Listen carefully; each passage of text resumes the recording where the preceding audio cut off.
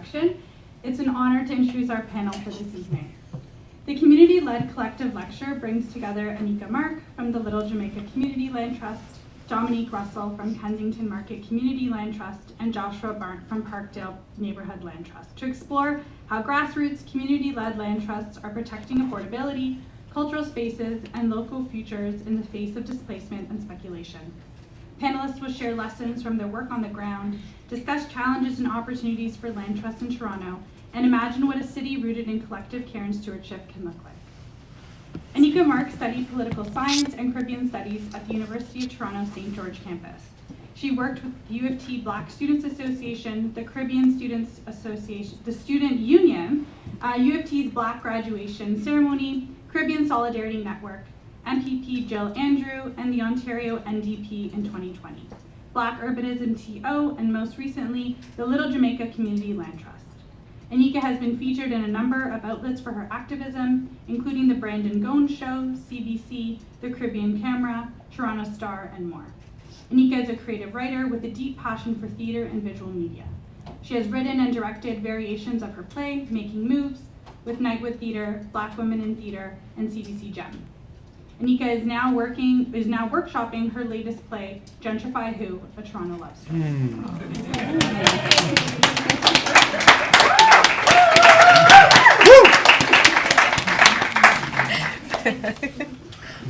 Dominique Russell is a community organizer, teacher, writer, and currently co-director of the Kensington Market Community Land Trust.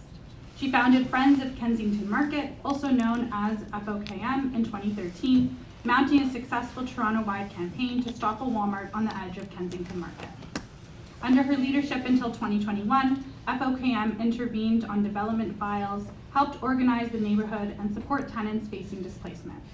In 2016, Dominique led a working group that set the parameters to establish a community land trust and was Kensington Market Community Land Trust's co-chair until 2024.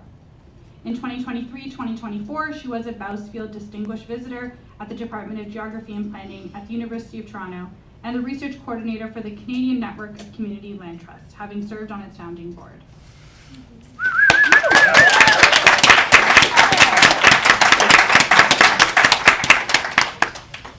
And Joshua Barndt is a specialist in community land trusts, CLTs, and nonprofit affordable housing with expertise in acquisitions, community engaged planning, and participatory action research. Since 2015, he has played a central role in building Parkdale's Neighbourhood Land Trust, also known as NLT. Joshua has co-led the land trust through key phases of growth, acquiring land, launching repair programs, and advancing community economic development. Since 2014, NLT has expanded to steward 86 properties with 241 permanently affordable rental units in downtown Toronto, all held in trust for community benefit. Joshua is also a co-founder of the Canadian Network of Community Land Trusts, a national organization supporting CLT development across Canada.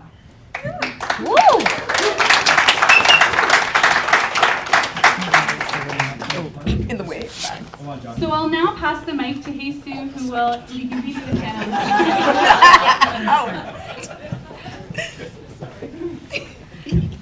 Keener. A lot of introductions. Thank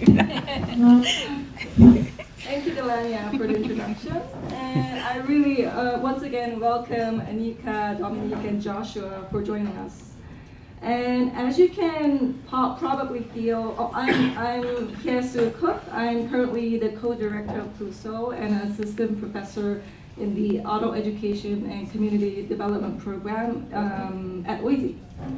And as you can probably feel from the vibe of the room, we are very excited to be learning about community land trusts through this chat for the lectureship.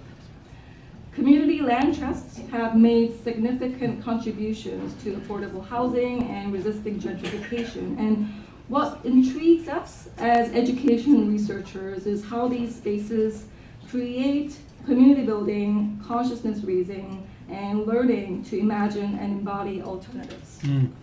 So to begin our conversation, we have asked each of our panelists to briefly introduce each of the land trusts to give us a foundation for our discussions after the presentations. So first, I will invite Joshua to offer insights into Parkdale. Woo!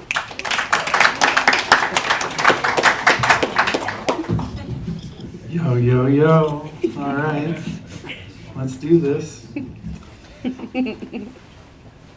All right. So I'm here on behalf of Parkdale's Neighbourhood Land Trust. We have some board members in the room. Please raise your hand. And former board members. I'm just going to try to tell part of our story. I was told I have 15 minutes, so it's sort of brief. So we come from Parkdale, South Parkdale. It's where like our work commences or starts. Just tell you a little bit about this community. It's a community where 1/3 of households are low income, 1/3 of households are recent immigrants, 50% plus of households are BIPOC, and 88+% of residents are renters. So that means as the market shifts, as we see gentrification and rising rents, majority of people in our community are negatively impacted by those changes. We're also an organized community. We've been organized for a long time. So our work comes out of that work. Organizing by psychiatric survivors and working class tenant organizers has been happening in Parkdale for a long time. We have 60+ organizations active in the community. We're just one of them. So the work kind of commences around 2010 into 2014. That's kind of the early years. And we're responding to fast-paced gentrification and real estate speculation in our community. This was causing displacement of both residents, tenants, as well as community-serving land uses that were being pushed out by this speculation. These community-based land uses are things like affordable housing, or community-serving legal clinics, or community-serving food stores, things that the community needs and are pushed out in the context of a gentrification. We understood this as a struggle over land and the economy. We needed a land-based tool to respond. So we thought, let's get rid of this private property regime in the context. We don't think everything in the community needs to be private. We would like community ownership and control of some important community assets that we want to retain as affordable in the long run. So inspired by a legacy of community land trusts in the United States and Canada, which came out of the civil rights movement. Some of the early CLTs emerged from the civil rights movement, such as New Communities, my apologies, down in Georgia. And so we're inspired by that model, and we think we would like to create a community land trust. We have to make it work for our community and the specific context of it. So what is a community land trust for us? It's a nonprofit organization that owns land on behalf of the community and makes sure that it's put to use to create community benefit. How do we define community? Well, we are a membership-based organization. So anyone who lives or works in the geography that we operate within can become a member. That means they can participate in the work. In addition, if we happen to end up owning properties outside of that area, which we do, those people also have the right to participate as a member. We acquire real land, real parcels of land, and we put that land to use for affordable housing, supportive housing, and community economic development, and I'll show you some of our properties. We also want to build trust. We want to make sure that the community can trust that community-based assets will be preserved, well-managed, and that will be accountable to the community in the long run. And we do that by setting up a democratic governance structure where residents participate in decision-making. And we use what we call a tripartite governance structure where 3 core interests are represented at the board. We have core members, so those are people who live or work in properties that we own. So they have a direct interest in the properties. They know something about it and they can share that with us, participate in that way. We also have community members who might not live in these properties, but live in the community and know something about the needs of the community. And then we have organizational representatives from organizations in our community that serve particular demographics of equity-deserving community members. So that might be the legal clinic, a tenant organizing group, a supportive housing organization, the food bank, etc. So this was our founding vision, that we envision a neighborhood in which all members of our community can benefit from development that does not displace them, that enhances social, economic, environmental, and cultural well-being, where all residents have access or equitable access to affordable and adequate housing and inclusive economic opportunities. Again, where community assets will be preserved. And also we want it to be part of the growth of a strong CLT movement in Toronto and beyond. Fast forward. As we heard before, we now own 86 properties, which is 240 units of affordable rental housing. We have 200 plus units under development currently. And here's some of the images, but we'll get into them. We also have been building a base. This is not done by me. It's done by so many people, some who are in the room. We have 1,000 members who are registered. We have over 450 tenants. Many people participating on the board, on committees. We have 5 different partners that operate the housing that we own and steward. We have 7 staff, and it continues to build. Really cool, right? Yeah? But like, what does it actually look like? Well, our work is based in equitable development, which is basically development that seeks to benefit, that seeks to ensure benefits for equity-deserving community members, not highest and best use. And of course, highest and best use is the logic used by the private market and sometimes even public sector. And so we first tried to exemplify this to the community in 2017 with our first acquisition of what's called the Milky Way Garden. It's exemplified here in its early days. This is a site that was owned by a private owner, and there was ad hoc community garden that was undertaken on that site, where the core gardeners were adult ESL students in the local library, and a majority of them were Tibetan seniors who lived in apartment buildings close by, and who didn't necessarily have access to, let's say, like a backyard to grow food, but who wanted to grow organic food and were growing cooperatively. We purchased the property from a private owner so that they could continue that use, and also that we could improve the site for others. So through our planning process, our equitable development planning process, we led a process where they were the core stakeholders who we consulted, and then we brought in other community members who had an interest in getting involved or using the site to also be a part of that process and tell us how we could continue to make that site useful to other community members as well. This is a plan that came out of that. And so we also invited the lead gardener and other gardeners to eventually join our board.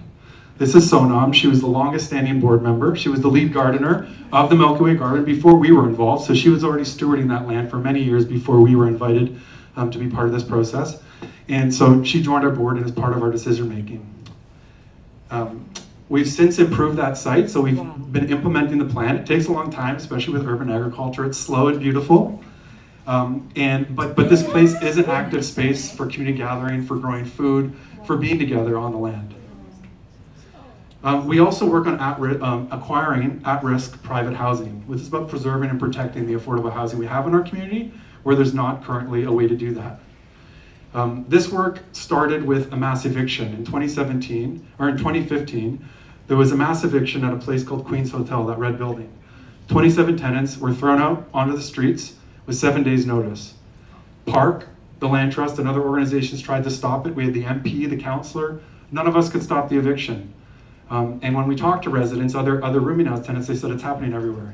You're just not looking.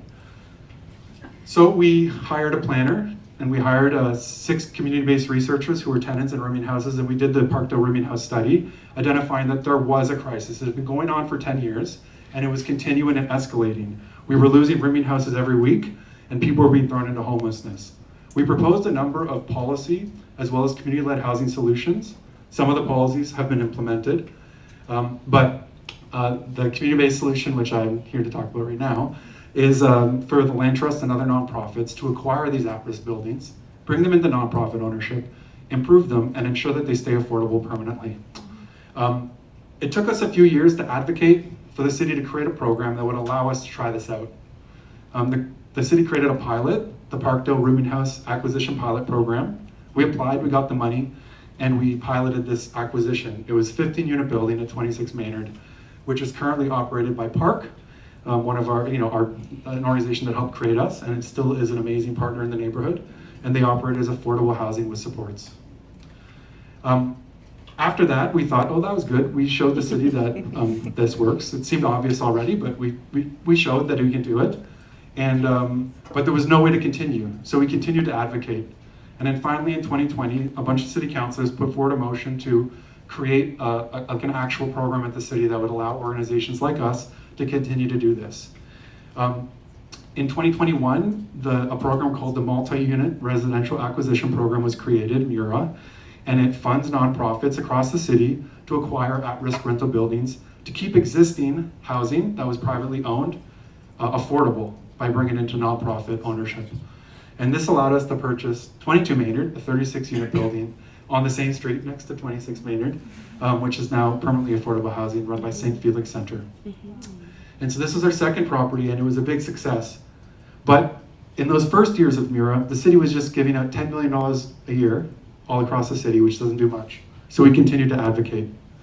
And when we kicked Tory out and got in a more progressive mayor, Mura was expanded. And that was expanded due to advocacy by planners, researchers, advocates on the ground, etc. And so just this year, we've acquired our third private acquisition, which is a 33-unit building on Elm Grove. What's kind of more incredible is that creating this enabling policy in the City of Toronto has enabled over 500 units to be preserved in Parkdale since the creation of this program. So 10 organizations have collectively purchased 12 buildings, some of them mid-rise buildings, up to 100 units in our community. So in this short time, the Land Trust has purchased 3 of these rental buildings from private owners and preserved them, but our partners collectively have done much more. So there's a huge collective impact coming from the work of community organizations like ours. Come on.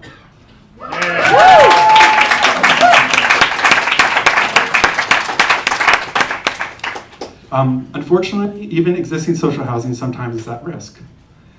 The city used to have under Toronto Community Housing a large portfolio of scatter homes that from time to time, when we had conservative city councils, they would sell some of these scatter homes.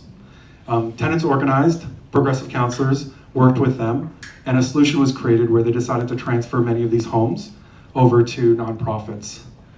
Our organization applied with the YWCA Toronto, and we took ownership of 82 small buildings. Most of them are small rental buildings, and some of them are small rental buildings, but 63 of them are single family homes. So this is a very unique stock where people can live in affordable rent-geared to income housing throughout our communities. We were required to take over a portfolio, so we actually expanded past Parkdale, though all of our new projects focus back in Parkdale. And just a little bit about how we work with organizations. It's exemplified well with how we work with YWCA Toronto.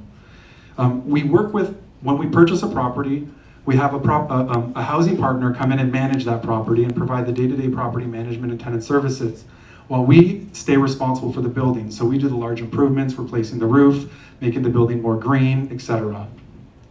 And that comes to stewardship, because when the community owns properties, we want to make sure these buildings are taken care of for tenants.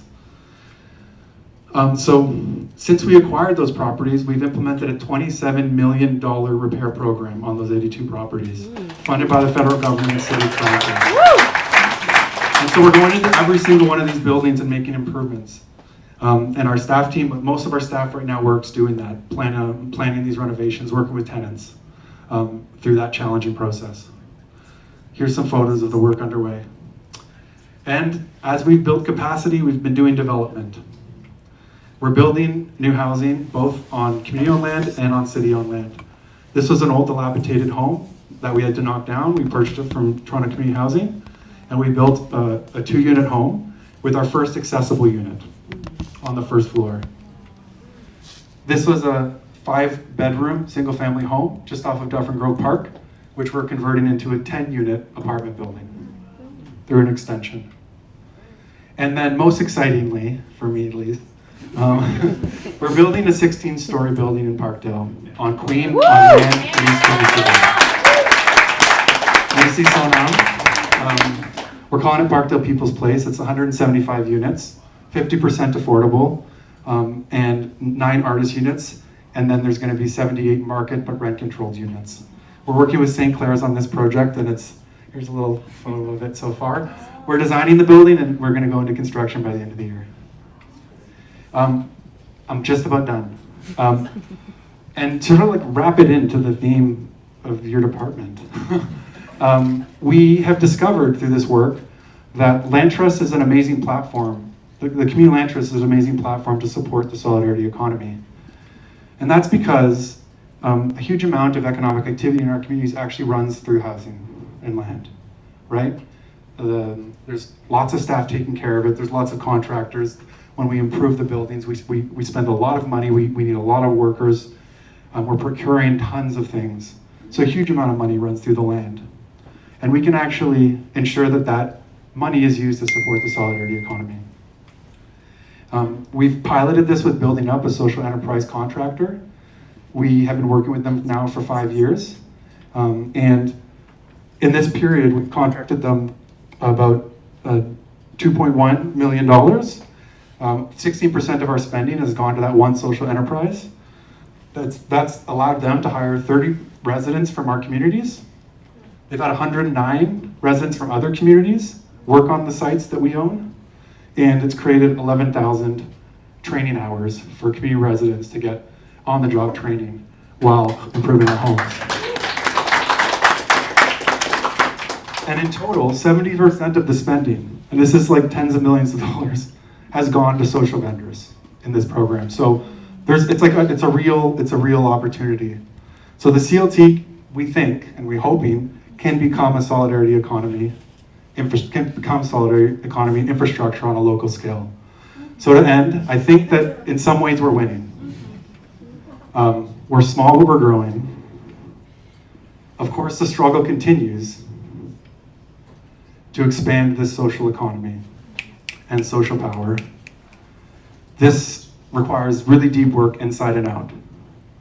But we're not alone. Our futures are held together. Thanks so much.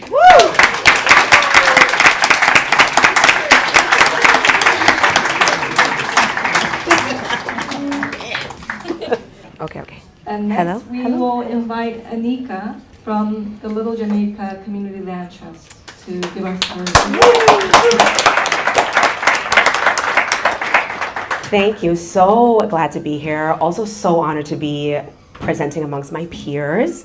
Parkdale Neighbourhood Land Trust and the organizers were some of the first people to come to Little Jamaica to talk to us about the community land trust model. So this is very full circle for me. So yeah, I'm gonna get started on my presentation.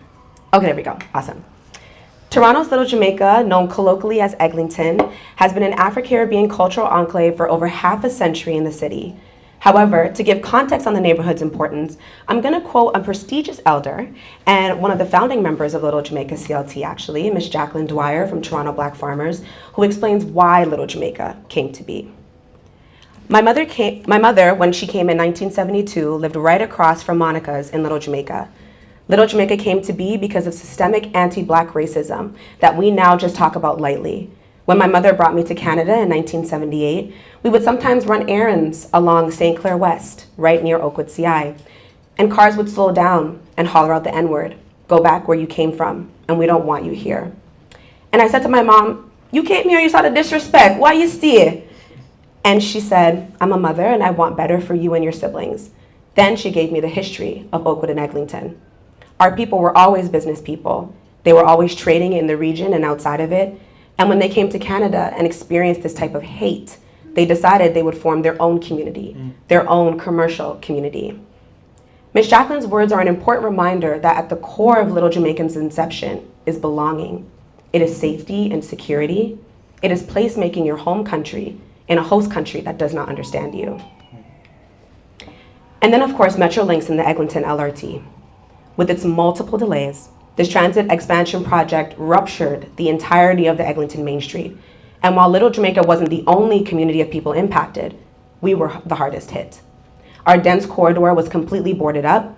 There was no transit, dangerous sidewalks, debris and equipment everywhere, no parking spaces, flooding, roaches, rat infestations, the walls of businesses quite literally splitting apart from the intensity of construction. I really could go on.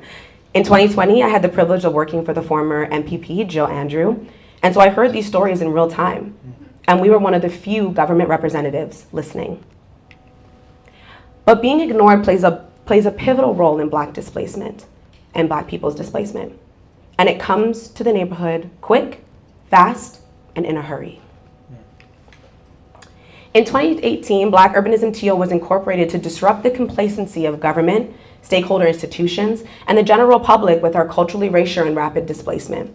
Between 2017 to 2024, Budo had conducted consultations, shared surveys, canvassed the community, and written illustrative reports about the problems we had in the neighborhood and the solutions available to make change. It was Black rural farmers in Albany, Georgia that invented the community land trust model, titled New Communities, Inc. Being organizers in various anti-segregationist movements, the founders witnessed the repercussions that being politically involved had on Black people and their families. Just registering to vote could get you evicted from your home or fired from your job.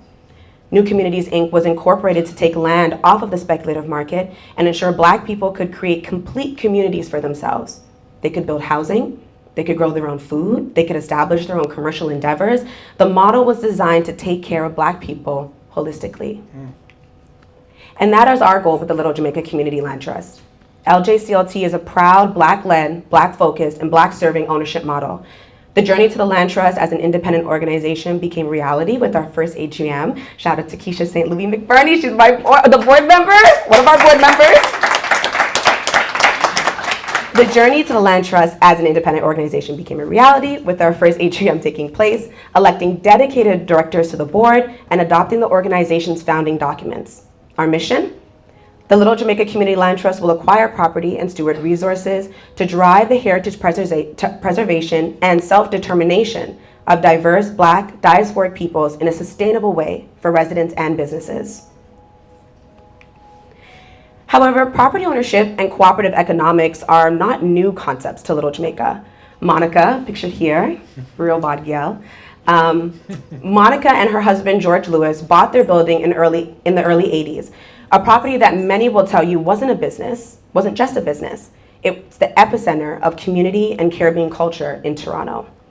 Jamaican National Bank, which is pictured up top here, is Jamaica's first mutually owned commercial bank, founded in 1874, and is 100% held by its savers and borrowers. It has 2 kiosk locations in Toronto's Little Jamaica, and they set up shop in the early 80s.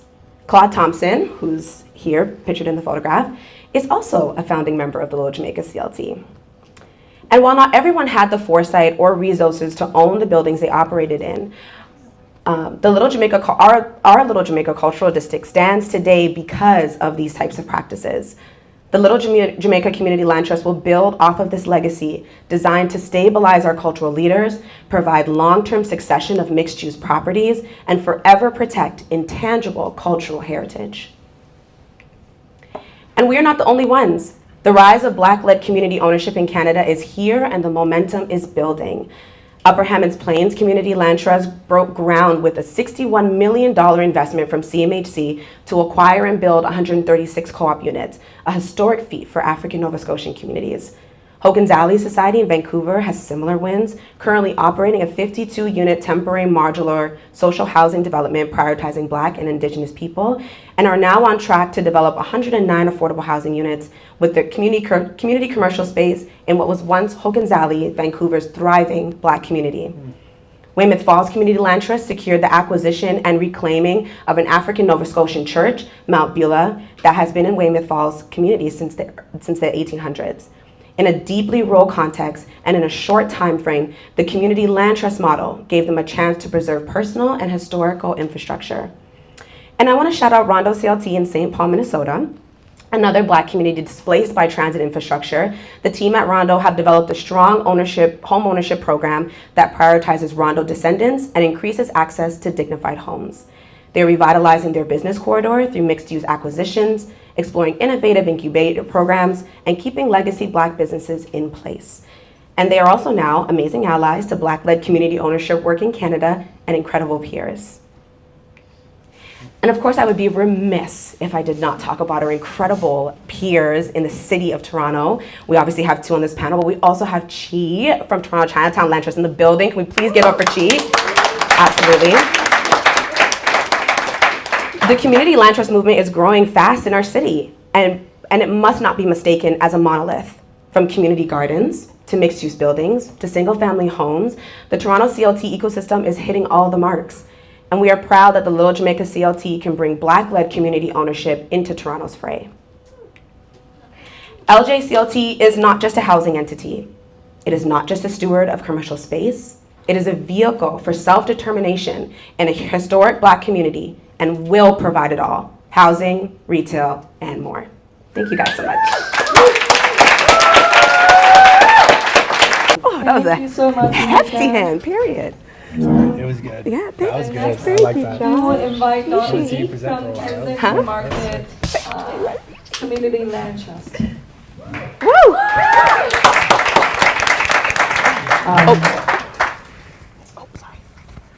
That was great. And Yeah. thank you.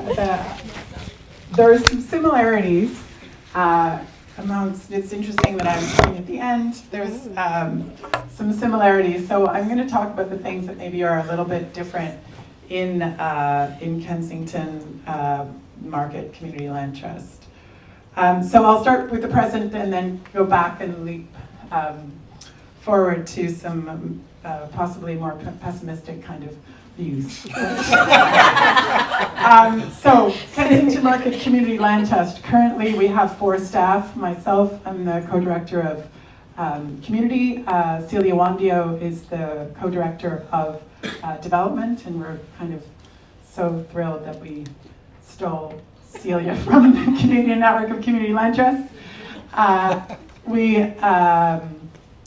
have Angela Ho, who is our community planner, and we have our newest employee, Tony Nguyen, who is the maintenance and cleaning and our newest staff.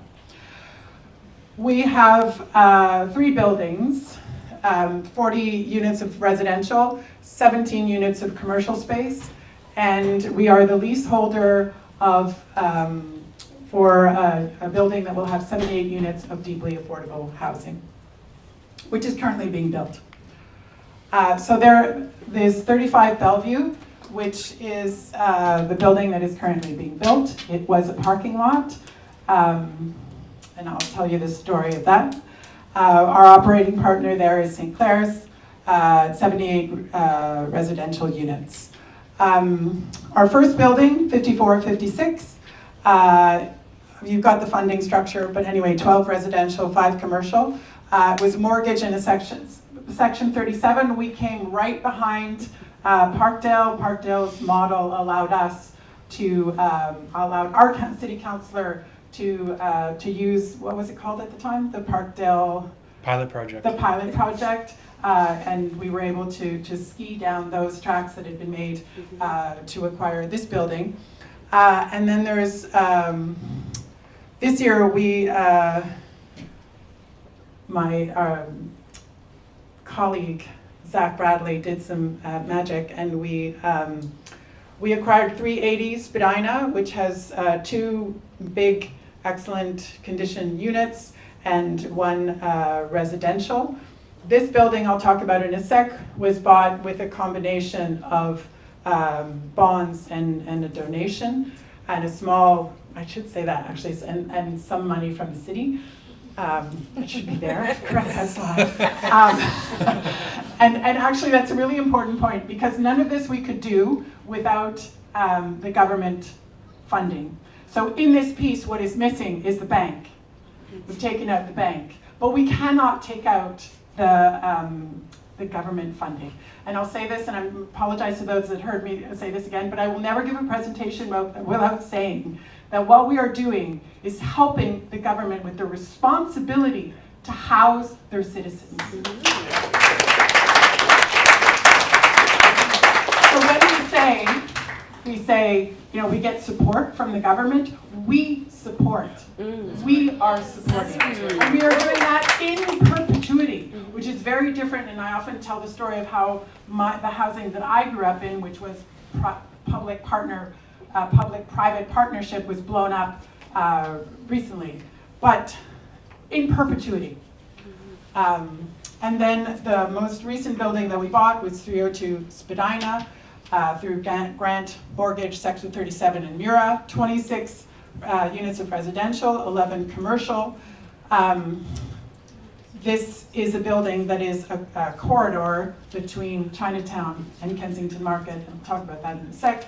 But the other thing is those 26 units were built, it was a commercial building, they were transformed into residential after 2018, so the cutoff, so they would not have any protection, and thanks to the Land Trust, they do. The other thing that's different in the Kensington Market Community Land Trust is that we did this partly through community bonds. So we launched a campaign, and I'll say our community planner, Angela Ho, did amazing work in raising $1 million to help us with our second acquisition, and then even more amazing work in a even shorter time of raising another $1 million so that we could pay down the mortgage for 302 Spadina. Now, the philosophically, the reason for doing this is that we have this idea. Our co-chair, Kevin Barrett, always talks about trapping the resources in the neighborhood, and that was always at the beginning, this idea that we could trap the resources in the neighborhood. And so the thought is, if there's a profit to be made, if there's money to be made, that money should go into the pockets of our neighbors. The thing about community bonds to remember is that there is risk, and we are also sharing that risk with our neighbors. So there's a report to come about that on balance. But the important thing is, for our second building, we've gotten rid of the bank.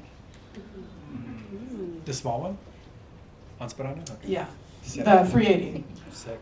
So to She means no mortgage. Right. Love yes, that. that's what I mean. No more. Yeah, yes.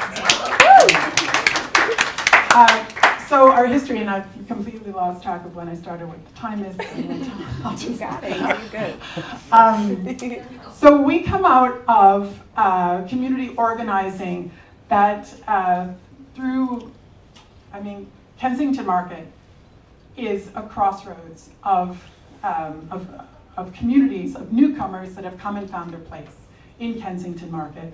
And I really appreciate what you said about this idea that these neighborhoods, our neighborhood, is really built on displacement. It's built on, not displacement, exclusion.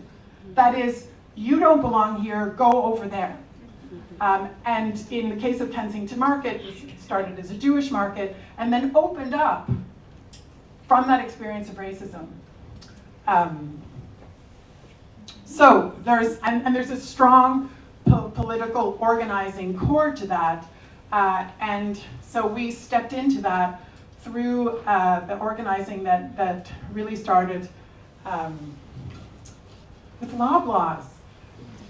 Loblaws, I didn't know at the time, they're so evil. I thought, deeply, they're coming through healthcare. But right now, but I love this because it's so quaint. 10 years ago, we had this idea that we could gather as a community and sit down with Loblaws and get them to negotiate, and we did. They did negotiate, but that didn't change their plan, which is come in, suck out all the small businesses, and leave. And then proceed with Chinatown and other places. We also, so this sort of anti-corporate, like small business thrust of the neighborhood was really key to the organizing, in the early organizing. And so Friends of Kensington Market, one of the first things that we did, we have an envisioning workshop. It was really about what do we love about the neighborhood? How do we preserve this neighborhood? How do we have the luck that we have to be here, to have this community, to have these small businesses, to have the things that we need? How do we continue that tradition, opening it to newcomers and continuing that? So this idea of sort of custodianship and stewardship was really important. And how do we do that? Through a land trust. Who wants to learn about land trust? Lots of people. 2015, people came and then they said, okay, just go do it. So we were lucky to have connections with mostly planning students from UT who came and supported us to build that structure for the land, the KMCLT. This is our first logo from Rafi Kanagunian. Notice the residential on top, the commercial on the bottom, the market aspect of the market. We don't own that building, but anyway, that's her logo. So we launched we had a soft launch in 2016. Young Josh. And one of the things that we... Wow. I still had hair. Should we go back? Oh, Oh, sorry. it's the bottom one. It's the bottom one. Sorry, Robbie. Yes. Someone you might recognize. So we had a visioning exercise about the parking lot, and I think this is important to think about, not just because, yay, 10 years later it's being built, but this idea of a land trust. We're so focused on, we have to acquire land, but it's possible. A land trust is a group of people that come together, and part of that is to imagine what is possible land, to influence the way land is used, and that, so that happened. One of the moments of shifts, we're talking about how the Kensington Mark Community Land Trust really comes out of this sense of this balance in the business ecosystem, and think that people love living there because of this balance in this beautiful market, right? But one of the things that happened was that the neighborhood was hit very fast, very hard by short-term rental. And in some, it was like overnight that these, our neighbors were shaken out like they were, fleas on a blanket. And so that created this, this need, this very obvious urgency around housing. So one of the things that was, I'll say personally, I'm never going to own a home in Kensington Market, but I want to stay in Kensington Market. And so the idea was, can we do collectively what we can't do individually? Why do I want to own a home? I do not want to own a home. I think, anyway, I'll talk about that later. But I don't believe in it. But the reason you want to do that is because you don't want to be pushed out.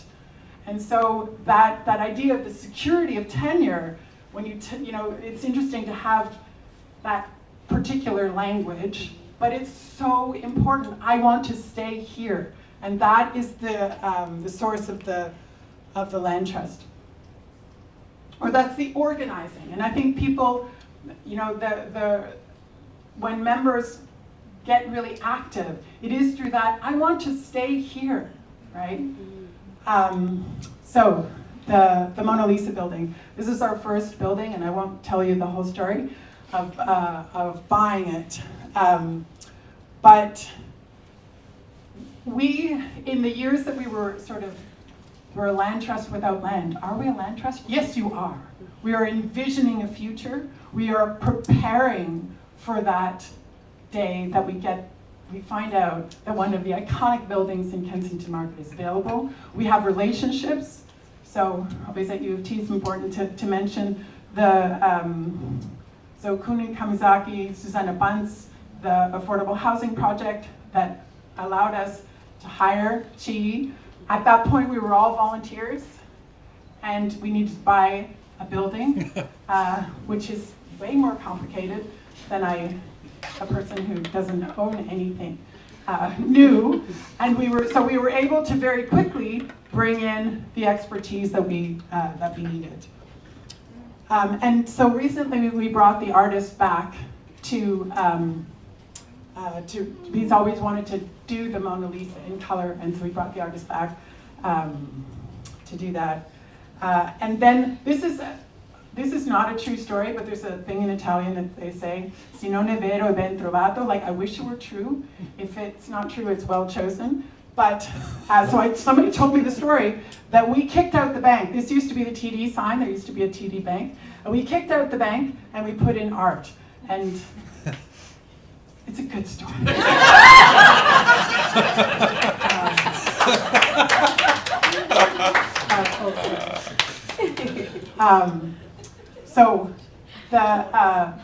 So we have grown in I'd say the biggest challenge right now, we have grown dramatically. And so you want to remain true to the heart of what you're doing while the change is so rapid in circumstances. When I think back to those early organizing days, I realize how many neighbors were lost. Those people are gone. And people that are still there are clinging to their homes for survival, right? Why do I say, one of the things, I think one of the challenges as we're growing as an organization, and we, and also from my perspective, you know, there's all these, and we have tenants, we have responsibilities to tenant. Those are so immediate and so real and so pressing.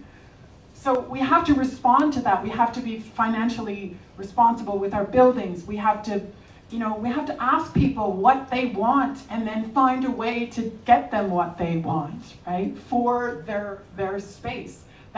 Otherwise you're just a landlord, right? But at the same time, we have to do this in a way that doesn't reproduce what we're experiencing. Right. I think about, why are we organizing? I love my neighborhood in a way that's stupid. You should never fall in love with a place.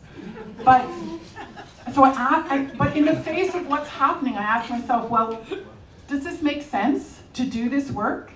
And yet, it's about caring. It's about creating, in the face of terrible things, creating community. That's a really important active thing that we're doing. But as we're doing it with an urgency, are we doing it in a way that is reproducing colonialism? Are we just doing the same thing? So, do we have time to think about that? And yet we must. The urgency of that, I feel, I'm sure everyone in the room feels that. Right now, it is so urgent to think about how we're doing things differently. So that involves sharing. How do we share in every aspect of our work? How are we consulting our neighbors? How are we working with our neighbors? How are we making sure that in the case of Kensington Market, how are we making sure that this remains a place for newcomers when it's so expensive? So that's tenants. Tenants is a good thing. Just mean that you have responsibilities, and they have faces, and they phone you. And that's the finances as well. I think there's also this, I don't want to be pessimistic, but what we've done is incredible, and it comes with this huge responsibility. And part of that responsibility is to do things differently, but it's also to survive in what is this extractive capitalist system. That's my pitch.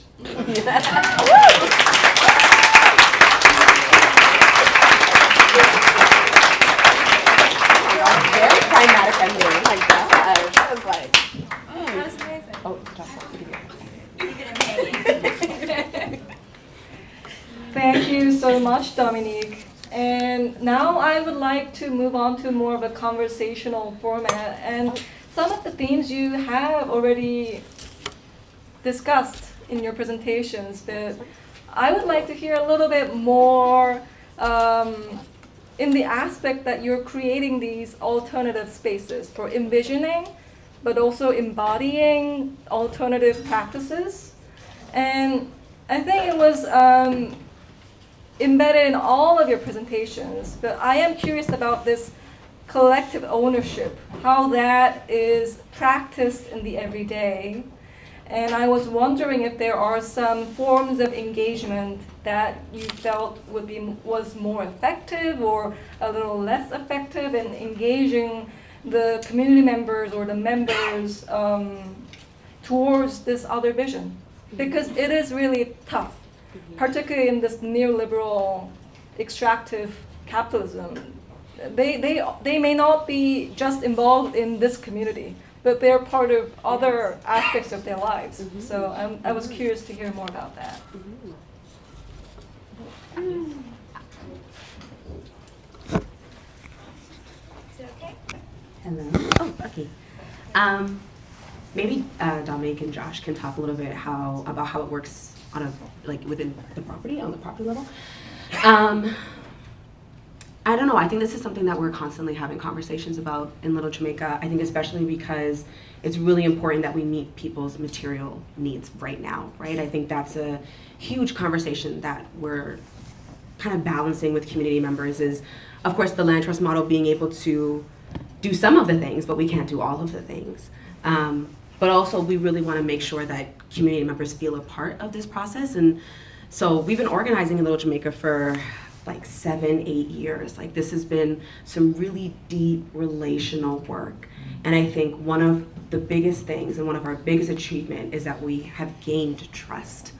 Because once we are able to acquire that property and start to really think about how can collective governance work, we know that community trusts us at the bare minimum to steward properties, to get more properties, to expand the portfolio, and to be able to work with us as to, what do they see in the commercial spaces? Do we want some vacant commercial spaces to be community spaces? Like, what are people's rental conditions like? How can we change that? And so, yeah, I think collective ownership is a conversation that we are really authentically thinking about. Because again, like, we really, me personally, I'm very much a bottom-up person. Like, we really have started our work meeting people, getting to know people, so that, we can grow as a community together, and figure out what does governance mean with all of us. But first, it really is that relational piece. Of knowing your neighbors and your business owners and cultural leaders really personally, being present for them so that they know that trust is reciprocal and that presence is reciprocal. And then, yeah, thinking about that collective governance piece later. I'll say I was walking down the street and I overheard someone say, "I own a piece of this." Oh yeah, because same, they have actually. the community bond. Yeah. And it's separate from membership, and it's separate from collective ownership. But that sense of that I own part of this, I'm part of this in a way that's, but the decision-making process involves people coming to meetings. Mm-hmm. And what's striking to me are, people participating.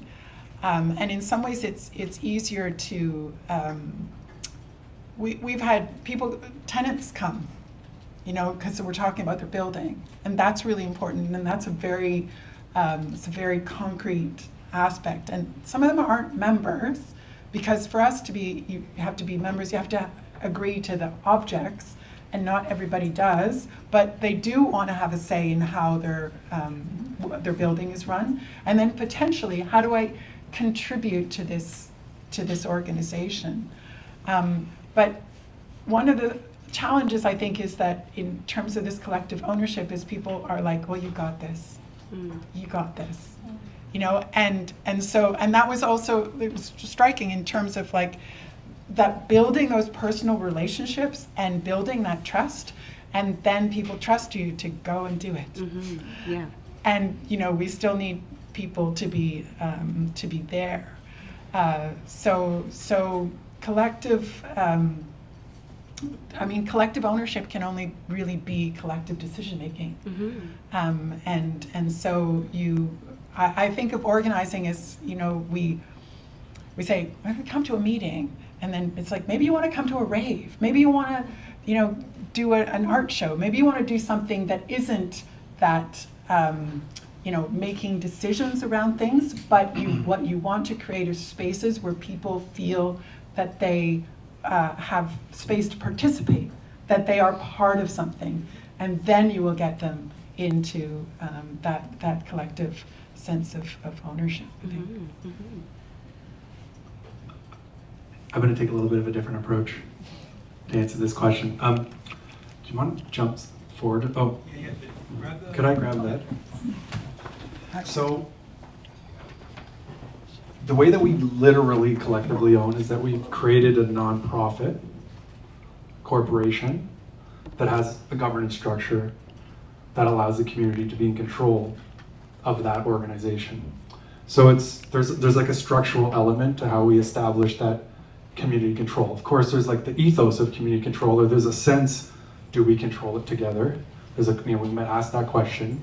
How deeply do we feel that? And there's gonna be different answers between different people who are involved. But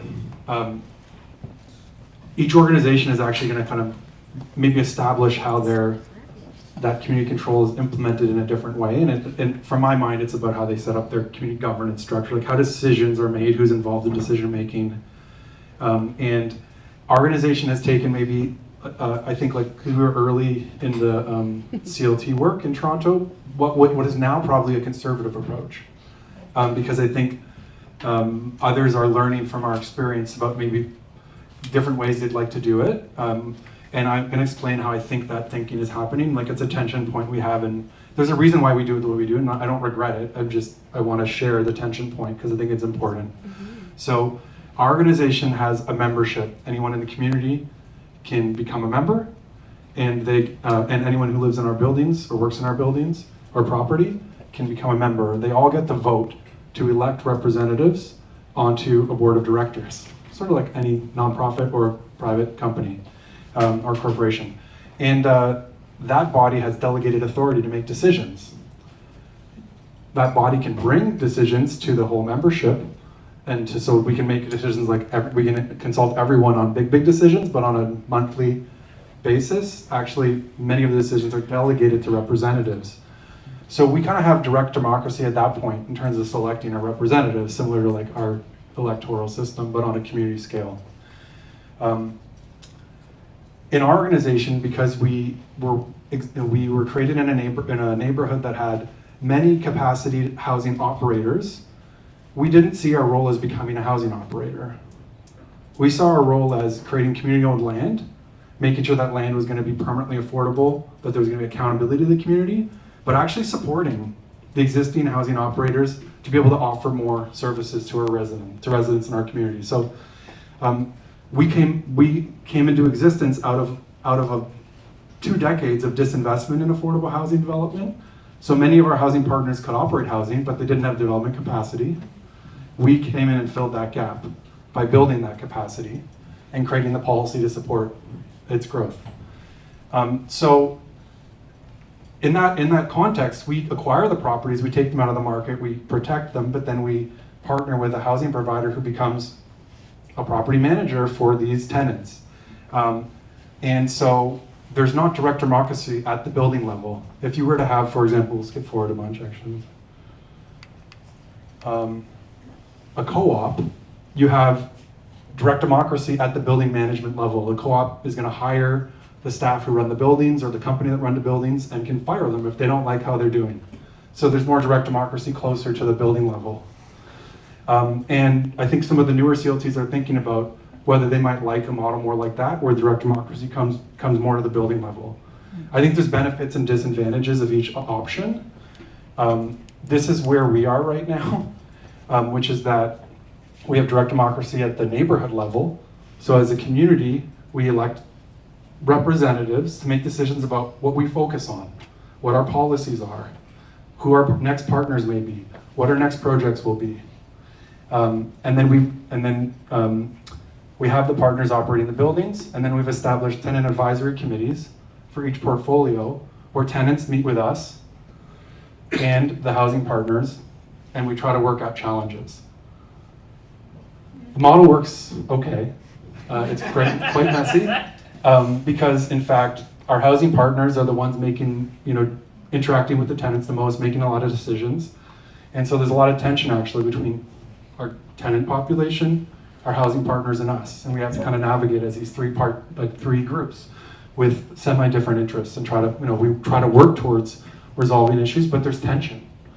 The housing partner doesn't always want to do what the tenants asks, even if we also agree with the tenants, and so forth. So it's challenging and it's messy and there's it's challenging. I think, however, it works well at scale. We have 86 properties across quite a big geography right now, many different tenant populations. A few of our buildings are supportive housing. A few of them are just affordable rental housing. And so in that context, this kind of like straight up delivery of housing and preserving the assets and creating a community governance mechanism for how we grow and move forward is working for us in our community. But it may not work for others.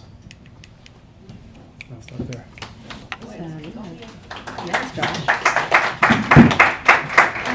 Anyika and Dominique, did you maybe want to add a little bit or to? I'm curious because I was like, oh, this is a very detailed description of governance. And And we were like, If you could put it up, you could put the same slide up. Which one do you want? So Kensington has similarly, a board of directors. We have a bunch of committees, and I imagine that you as well, Yeah. that feed into that. And that for me is part of where it's really key to have, you don't want to focus your governance just on your board. Your board is making decisions about, the direction and policy and all those kinds of things. The primary thing being the, fiduciary responsibility. But it's very important to have that sort of broad information coming from your members that may not have might not be able to be on the board now, but have, providing that information. And then we also have building committees. What we have is a property manager. And so, I'm just getting out of that light for a second. We have a property manager, so the building decisions get made, and similarly tenants have a voice. We talk to our property manager, which is a private company, and so the idea of this, it's very similar. And it's the key to embedding it into the community. The thought somewhere along the way, we could get rid of our property manager and have a co-op or some kind of, there's been suggestions about ways that we could use a different structure of property management. mm-hmm.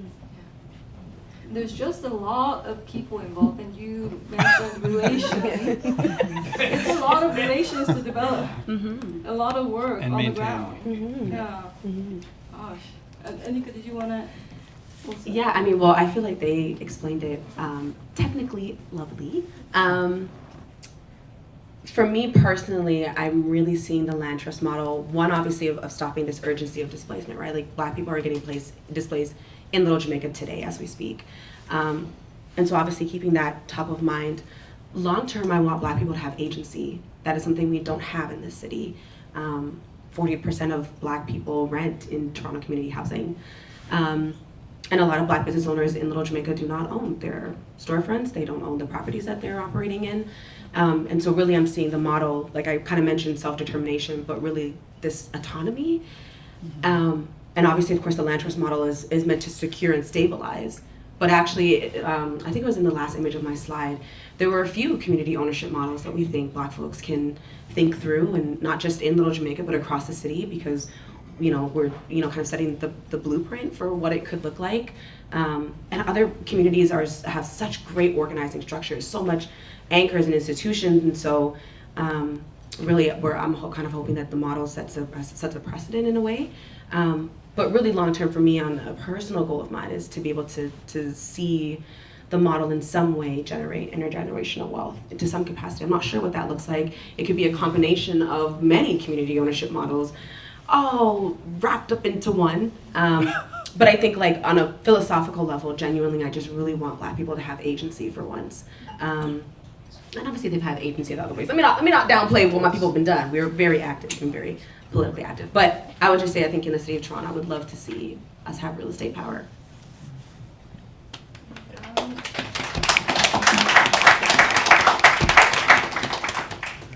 And we could also open up the discussions to the audience. Oh. I'm sure there will be a lot of questions.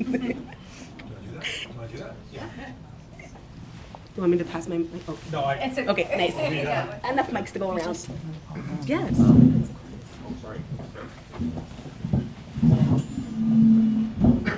want to get out of the light? Do you want to switch? No, good. This is great. Okay. Good. Oh, sorry. Thanks, Josh.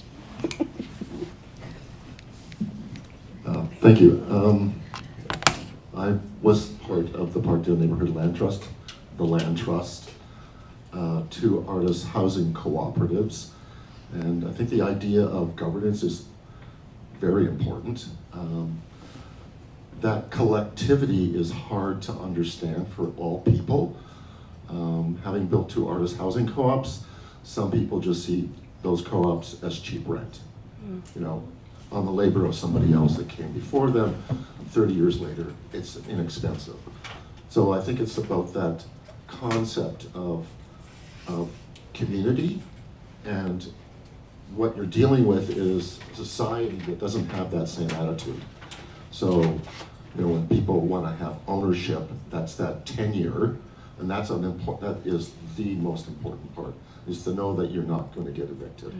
So, I mean, I think that's a good dialogue, and having helped set up the structure of the land trust, I thought it was the ideal, and I'm realizing tonight that it needs some fine tuning. So, thank you for bringing that conversation.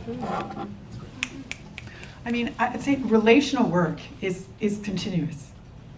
It just, there's no, community governance is there an aspect of relational work, and so it's the constant renewal of those relationship with new people and that sense of belonging and ownership. And I think that we by opening spaces where people can find community through a garden or through various things, that there's you kind of, either people are stepping into the space because it's what they really want, or they're realizing, you know, they're being sort of sneakily dragged into it. I really think it's okay for people to want and need cheap rent, and I think it's an important thing we offer, and I think community, you know, hopefully like what we're doing allows people to do that, to just live somewhere they can afford and get on with their lives, and, you know, deal with the challenges in their lives without necessarily having to be involved. It's great when people want to or have the energy to, but I don't think it's a necessity, and I don't see it as a failure when people don't want to or can't. It's in fact, it's like the whole point is that we actually distribute the work across the community to make sure that this exists and it's taken care of, and we take turns, and some of us will do more work so others can like get on with their lives. That's like okay, and it's again, I actually like, yeah, and the other thing is I think these models, like not just the community land trust, but like any community governance related model, and existing nonprofits do this as well. So it's like not like land trust the first, you know, initiatives to invite, you know, normal people into their governance. Like Park has always had members on its board. It's a member-led organization as well. So, but inviting people into leadership and into the decision-making process transforms them and the organization. It's like when it works, and you don't see it every meeting. And it's in most meetings you don't see it at all. But every once in a while, you see it. And I want to show a few images because like there's people behind this, and those leaders develop over time. And through the process, we kind of like our whole like imagination changes, like all of us. But like I love images. Sorry, I'm like such a like Sonam, who we talked about prior, was a gardener, and was invited to join the board, and was, you know, very interested and joined, and then participating in governance, and then became a community-based researcher, and talked to her neighbors at West Lodge, where she lives in a private building, where she was impacted by the housing issues as well. And continues, even though she actually left our board about a year ago, continues to feel proud of the work we do, be involved, show up at events, support our work. She sees herself as a community leader, not just of the garden, but the garden as part of something bigger. And I think this like that transformation happens now. You know, like she leads events in the garden where she invites the rest of the community to events that she's curated. And this was the Dalai Lama's birthday. This is Renee, one of the tenants at 22 Maynard, who you know, responded to the alienation that tenants in that building felt under a private landlord who didn't allow them to exercise their agency in the space. This was the backyard before, where the landlord took a chainsaw to a picnic table that a tenant built so that tenants could hang out in the backyard. And when we took ownership, we said, this is your backyard. And that's what Renee did to it. She created a tiki bar, a garden, a picnic table, a fire pit. She, has expressed her agency because as under community ownership, we're not enforcing unreasonable rules on her home. She eventually trusts us a bit more as we, just allowed her and other tenants to use the space as they should. And she's joined our board and is participating in governance and contributing, making sure we understand what's going on in that building so that we can be more responsive to the needs of tenants. So it's going to take time too, and it's going to get better and better, I think, over time. But it's these little moments, particular situations where over multiple years, someone isn't just a tenant or isn't just a gardener, but is an agent of the change in their community at a broad scale, is participating not just in, activating that space, but is contributing to the decision making around other pieces of land in that community. I can't wait to go to a meeting in 30 years and just listen to all the incredible leaders we don't know yet know in our communities. Argue. Yeah.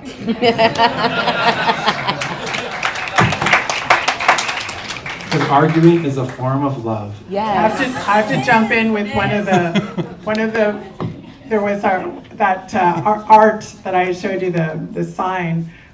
So many meetings, so many discussions, and I'm like, okay, there's and Josh said to me, we do this so that we can argue about art. Thank you so much. It's been so inspirational. I'm lucky to live in a co-op, and I recommend it. But I just wondered, what if you had a land that you wanted and the other land trusts near you, I know Kensington is close to Chinatown. So how would it work out if you both wanted this land and you're right next to each other? We have Chinatown Land Trust. She, do you want to? Thank you. Dominique, we should, trust, there's been much discussion. But as we truly believe, between Dominique and I, there is absolute trust, but there is no reason for anyone who doesn't identify with Chinatown to trust me just because I'm affiliated with the project, nor the other direction, because they don't know Dominique personally. But when I say we have absolute trust, it doesn't mean everything is licensed. I think it just means when mistakes occur, we are committed to repair. Because the work will be for a long time. And trust, when they bought 302 Spadina, I heard about it. From every auntie and uncle up and down Spadina who wanted to have an opinion about it. We're really confused whether I was the Kensington Market Community Land Trust, and that has been confusing. But there will be a path through this, and I've written about this a great deal. To go back to the prior point, I do think that there are arguments more worth having than others. And we should be so lucky to be in really generative conflict with our neighbors. The ingredients that would be required for that to happen under capitalism are immense. You would have to feel either a stupid amount of love for the place that you live, irrational, or you would have to feel some sense of security, whether that comes from intergenerational wealth or your home ownership or something. The people who show up at annoying city consultation meetings are annoying and entitled because that entitlement comes from some grounding, some sense that I can risk this conflict. So to come to a deliberative meeting at a community land trust with very little material wealth to anchor that security is an unbelievable emotional investment. And we talk about it that way in our organizing framework. And I learned that from all three of you, for sure, and you, oh my God. Yeah, so there's definitely arguments worth having. And also, I think it's very Chinatown to actually, like, I think students like me that come through U of T have a very romanticized idea of how political education is going to happen or how we're going to like organize people in society. And only nerds do that. Like only nerds read a theory and are super into the social economy and like met Jack Quarter once for an office hour and then like take to the town. You know, like truly we're nerds, we're wonks. But real human beings do not trust people by default. Like if they are trustworthy in and of themselves, right? In Chinatown, if you come across with a huge amount of enthusiasm right from the get, you're probably trying to sell me something. You're probably trying to get my liver. You're like, I don't know what I don't know why you were behaving like this towards me. Yeah. And anybody who's walked into a cash-only restaurant in Chinatown has experienced this attitude. Like, and so the way to build trust is actually to demonstrate a healthy amount of skepticism and deep suspicion about your project that you are proposing to them. So I am navigating that. Proposing a community land trust in Chinatown. And oh my God, yeah, Dominique and I will be dancing this dance, but we are happy to announce to the public that we have formally signed at the board level as a result of these many conversations, a formal commitment to collaborate. It's a document, there's signatures on it. The way that we talk about it internally, not that we've gotten everybody on board with it, but the way that we envision this long term is we want to demonstrate not just to ourselves and our community, but also to the whole community land trust sector, to the whole nonprofit housing sector, who is still operating in a real estate market that very much wants us to compete with each other. A radical public kind of cooperatism, where like we currently are modeling a kind of radical transparency between our development and acquisitions teams to make sure we're never betting on the same side at the same time, to make sure actually we can like pretend to be each other's anonymous other bidder to like lower the price offering to the same landlord. That's what happens when you just trust each other and do cooperative shit. Like you become incredibly efficient actually, but it takes so long to get there. I don't know. Yeah. Well, how's that for an answer? Yeah. Ate it up, Steve. Can I geek out a little bit from a hermeneutics of suspicion to a hermeneutics of love and trust? There it is.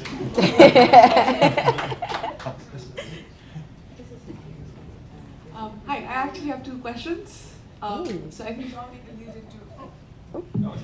Dominique alluded to this in her presentation, where she said this is kind of the work that the city government should be doing, and this kind of offloaded on you. So what are your thoughts on that? Because obviously the city government has given a lot of support and whatnot, but this is again a burden, that additional burden that is placed on community members, and this should not be something that's should be offloaded. So what are your thoughts on that?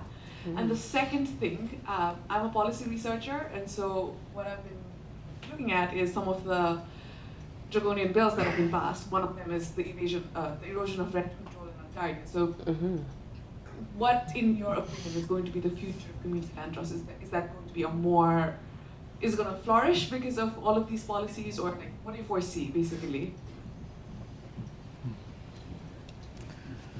I mean, sometimes you hear people saying that they're like, I became interested in housing when I was 15 or whatever. I would say I have no interest in housing.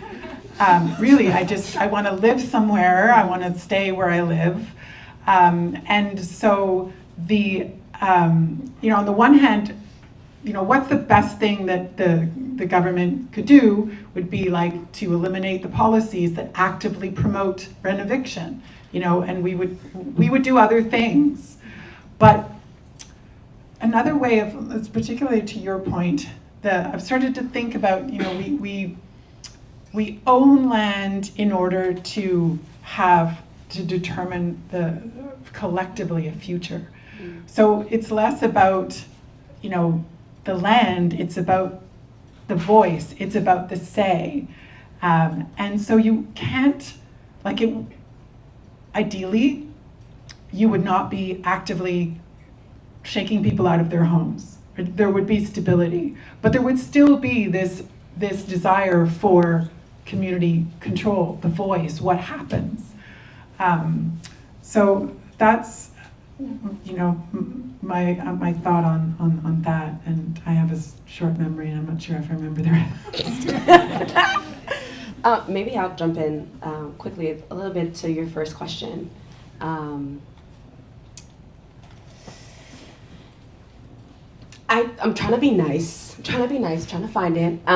Because I think the city and our city council, I have to bring up Councilor Josh Matlow, who's been a real champion of the work that we're doing in Little Jamaica. So I do want to shout him out. I think there's been a lot of city commitments made to Little Jamaica specifically that have not been fulfilled, and that's just point blank period. Our councilors unanimously had all their hands up, passing all the motions in 2020, and now 2026 we're coming knocking on the door, and all of a sudden it's, oh, hey.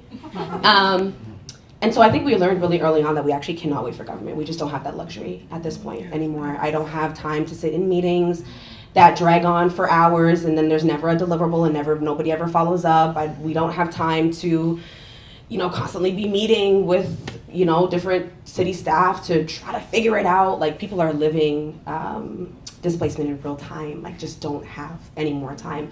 And so I really just kind of shifted up most of that energy back to community. But I think to Dominique's point, there is a very big responsibility of our government to do more, actually.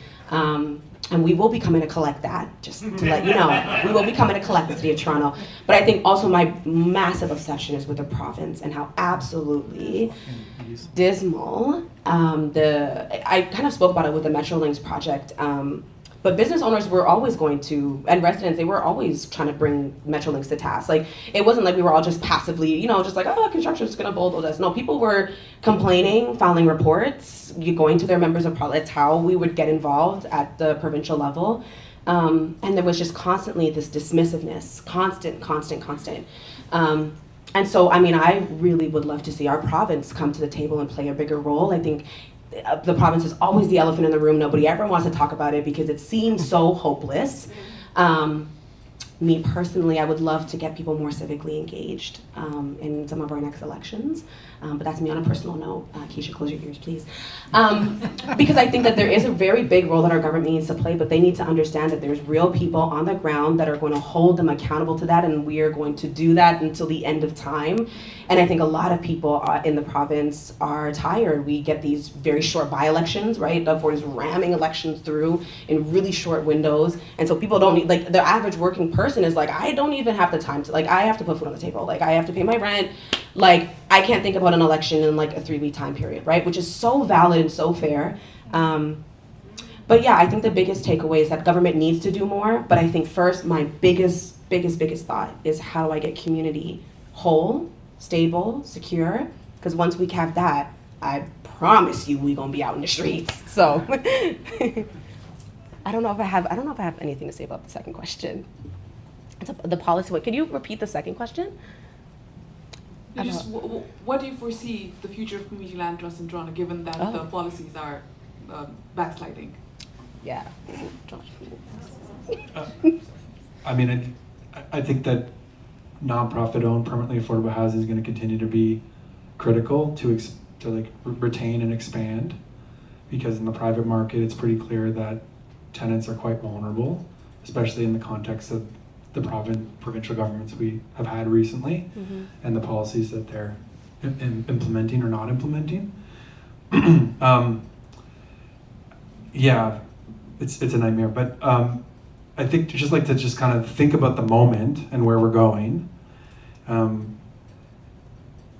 We are 11 years in or 10 years into a reinvestment in housing and affordable housing on a federal level. And I think it's an important lens. We had a massive federal provincial disinvestment for a few decades. Very little was happening. Our communities were under-resourced from the perspective of providing a mix of housing options. And we've had, a short period of investment, and I think we need to take very seriously the importance of ensuring that continues and expands. I feel proud that the city of Toronto, to live in the city of Toronto, a place where our council has supported community proposed policy that has enabled our community and some other communities to do the things we think are needed in our community. That's not happening in every city in Canada or Ontario. And so I'm proud of our elected representatives for taking that action. Mm-hmm. There's more they need to do, of course. I think this election will be quite critical, because at least like to speak just of that one policy, you know, we saw a situation where like 4 years ago there was no money for decades to help any nonprofit acquire a property to keep it affordable or create affordable housing. From the city of Toronto, we are now 4 years into a program. It went from 10 million to 10 million to 100 million. And we've seen massive impacts in a few set communities, but there's, you know, other parts of Toronto that also are just getting organized to be able to implement interventions in their areas. So we need to really make sure that whether it's Chow or whoever else who ends up getting elected, that they commit to continuing that program and thinking about other policy implementations, that proposals that are being proposed by communities so that they can enable the work that we know is necessary in our communities. It's just like, yeah, I don't know. I feel quite hopeful having experienced an example of the city actually responding and doing it and coming through. Other communities have, like, you know, Little Jamaica have experienced like systemic racism, and their requests and proposals have not been responded to adequately. I think we have to think about how to make sure that the commitments that have made to them are not abandoned. But I do have hope that like we can continue to win. The wins are going to be here and there. Like we're still in a hyper-capitalist society, and there's more war, you know, than I can remember underway currently. And yeah, but I think that nonetheless, I think. Oh, last thing I'll say is that we are also in this like strange moment where the rental market is crashing, and a lot of the big companies that bought up all the housing in our communities like became the monopolized owners, these real estate investment trusts and corporations. They're not making their investment targets, and their investors would like out. And so we're seeing this like avalanche of mid-rise buildings and small rental buildings come to market, and there's no private buyers.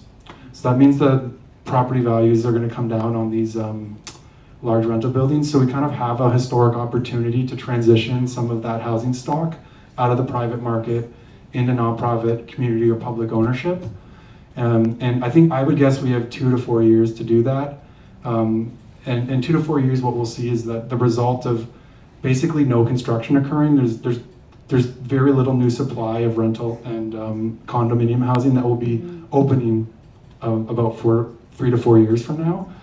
And that's going to likely lead to another escalation in rents due to a lack of supply. So we have this like little bubble. It's a moment of opportunity. We need to act now and make sure the government funds us now to do it. And then we'll have this housing retained in our communities affordable. We might be able to retain some mixed income communities in Toronto. Yes.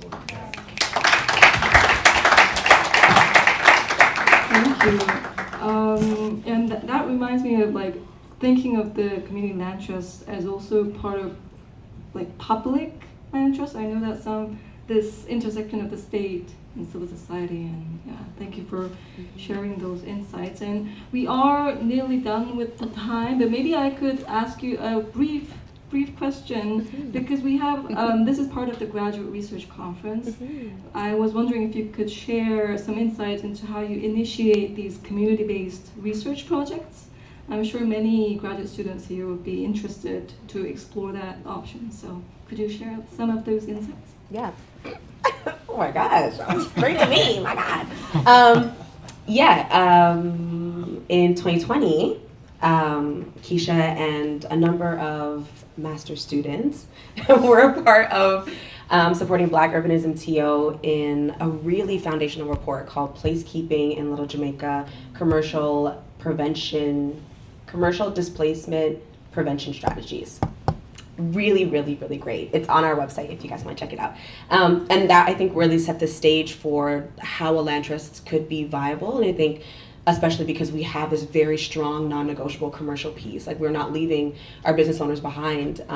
But I mean, again, like I kind of mentioned, we think, and we know that the land trust can do multiple things. And so that report kind of helped give like a good layout, like a nice municipal layout, a nice provincial layout. It gave really great case studies for different community land trusts that were in the city and across North America. Actually, I think there were some American models that were in that report as well. And then just giving us really breakdown step by step. If you want to do a land trust, this is what it's going to look like. These are the things you need to get in place. And I think from that report, yeah, it really cemented, I think, for us that this was possible, that this was real. And like a few months earlier, we had been developing a report at Black Urbanism TO called the Black Business Conversation on planning and placekeeping, or planning for the future of businesses and residents in Eglinton. Very long title, but it was the format, which I really appreciated, was that it was recommendation, or it was, the issues. We walked through what the issues were, what people were facing. Of course, the displacement of Metrolinks. At the time, it was also COVID in 2020, so a lot of business owners weren't ready for contactless life or business. And then there was the business improvement associations and all the issues that business owners were having there. And so we had, all of these concerns that people in the neighborhood were facing, and then we had like a list of recommendations for each of those concerns. And I think the community land trust model was like briefly mentioned there. And then fast forward a little bit to 2024, Black Urbanism TO released Pathways to Community Ownership on protecting the future of Little Jamaica. And the community land trust model obviously was prominently featured in that, because I think at that point, by 2020, we had really thought it through. We had done a lot of research about pathways to community ownership, period. And so the CLT was kind of grounded in that report. But we also explored like a community capital fund, co-ops, real estate investment cooperatives, so business owners getting together and buying property. Because again, I think it really is about, the land trust meeting that urgent need of displacement. But we really do want Black people to think about ownership and wealth collectively. And so I think, and now where the land trust is operational, independent, and looking to make our own report, or are producing something that's come from us and the work that and the journey that we've been on. So yeah. Oh, you want to add? Can I jump in? Yes, of course. Yeah, Yes, yes, jump in, please. Yes, I'm done. Yes. No, I thought you were. No, I'm done. Yes. I mean, the cool thing is that community research has been part of community land trusts since they began, since they were initiated. And there's kind of like, in a capitalist system, one of the tools that capitalists use to ensure they retain power is often excluding the working class and the rest of us from like truly understanding what's going on in the land market. It's often hard to know who owns what, especially like rental buildings, commercial buildings. So early in the community, land trust movement in the U.S., they were doing like a lot of the work was actually like working with community to figure out who owns everything. Who are these owners? Lots of people out of state, big companies, numbered companies, and then trying to figure out how to hold those landowners accountable, and then transfer some of those that land into community ownership. So it's always been part of the work, and it's because it helped. I think when we study our communities, we can, most of us anecdotally already know what's going on, but we can actually like create a map of what's going on. We almost like create a geography that we can understand, and that also politicians, funders, and others can understand. A map of the problem, and data and real like quantums where we can qualify like how substantial the problem is. And I think it's critical that we do it, because we actually need to be able to tell the story of our community with our own words, with our own data, so that the solutions that are generated are responding to the reality. We first did a community-based research study on rooming houses, and it was very illuminating, where the city, prior to our rooming house study, thought that there was maybe like 80 to 90 rooming houses in Parkdale, and they were, their policy lens on rooming houses was based on that stat. We went door to door to every property in the neighborhood, talked to tenants, landlords, and made our own map and discovered there were about 198. The housing stock was 2,700 dwelling rooms and units across the neighborhood. There were more affordable rooming house units than there was social housing and public housing put together. So just like gathering that data, we realized that the city did not understand the problem. The community did not understand not just the problem, but actually the importance of this housing stock to our community. As a result, they hadn't taken seriously their responsibility to ensure its preservation.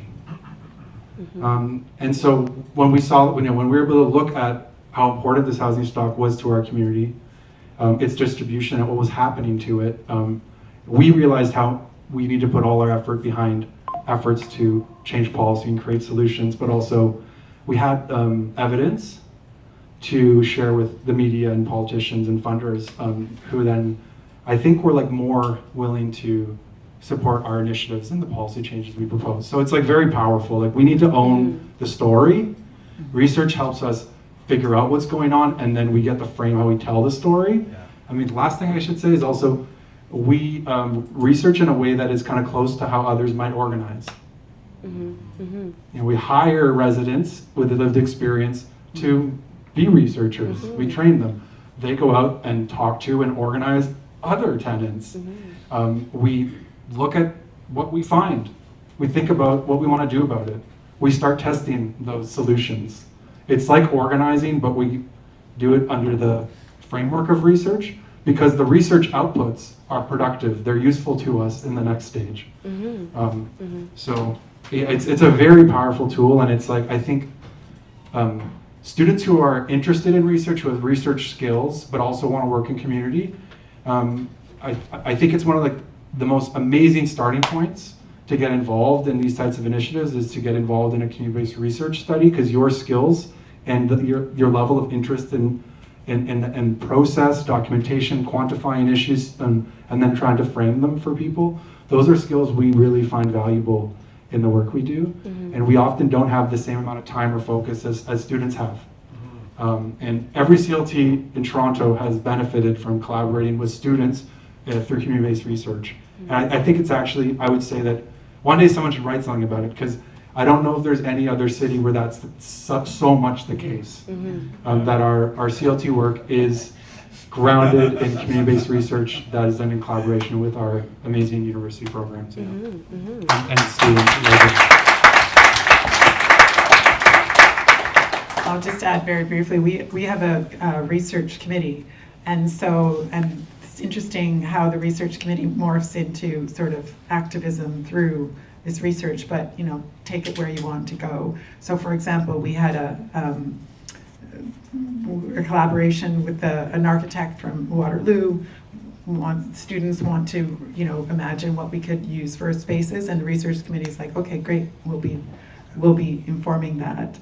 And one other thing, we working with the neighborhood group, they have an advocacy group with people with lived experience, and they speak in this. I was invited to go and speak. I was like, why do I want to go speak? I want to go listen.